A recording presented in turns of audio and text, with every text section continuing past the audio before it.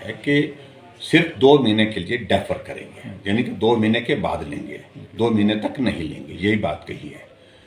और मैं समझता हूं कि इस सारे विषय को लेकर के सही तो ये था कि मुख्यमंत्री जी जो अपने सीपीएस बनाए हैं, जिनको हम मानते हैं कि वो अनकॉन्स्टिट्यूशनल है, मामला कोर्ट में लंबित है, उनको हटाते तो मुझे लगता है कि तब ये 2 महीने डिले करने की आवश्यकता भी नहीं पड़ती है, जो सैलरी और अनाउंसेस की अगर बात कही है उनने।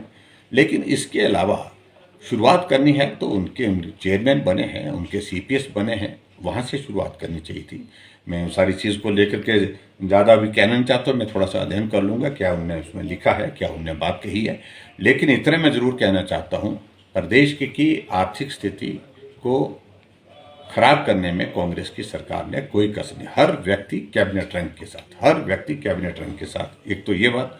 और दूसरी बात, जहां प्रयत्न इस दिशा में होने चाहिए, जैसे आज एक्साइज को लेकर के उन्हें बहुत बड़ा शोर करने की कोशिश की।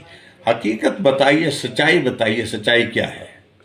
हकीकत यह है कि जो हमारा लास्ट फाइनेंशियल ईयर था जिसमें मैं मुख्यमंत्री था, उस वक्त इंक्रीज 23%, 23 पॉइंट कुछ हुई है उस वक्त इंक्रीज।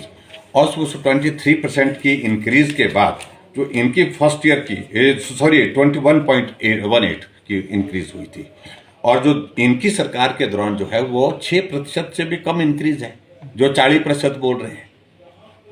ये झूठ बोल करके क्यों गुमराह करने, क्यों मालूम नहीं पड़ता कि सबको?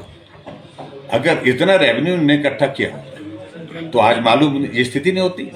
लेकिन हकीकत तो ये है हिमाचल प्रदेश में कि ये सरकार सत्य बोलती नहीं है, आंकड़ों को छुपाती है, झूठ बोल करके सत्ता में आई है, झूठ बोल करके हमेशा मैं कहता हूं कि सत्ता चलाना चाह रही है।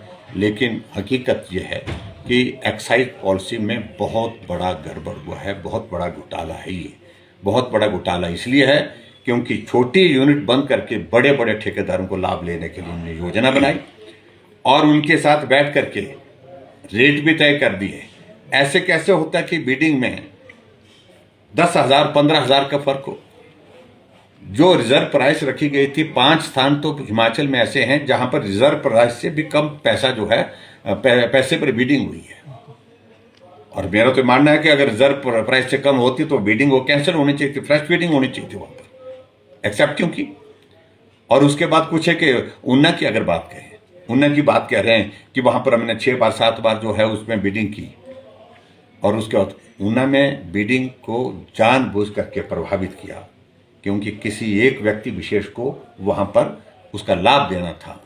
और ये सब जानते हैं, पूरा हिमाचल जानता है कौन नेता है जिसके प्रभाव में वहां पर वो काम किसी को दिया गया और काम उसको किस तरह से संचालन कर रहे हैं, ये भी सारी बातें सबको मालूम है। मैं इससे ज़्यादा कुछ नहीं कहना चाहता हूँ, लेकिन बहुत बड़ा घोटाला है, निश्चित रूप से घोटाला है। उनको ऐसा नहीं जाना चाहिए। कर्मचारी अपनी मांगों को लेकर के अपनी बात कहते रहते हैं, लेकिन यहां तो अभी बात कही ही थी।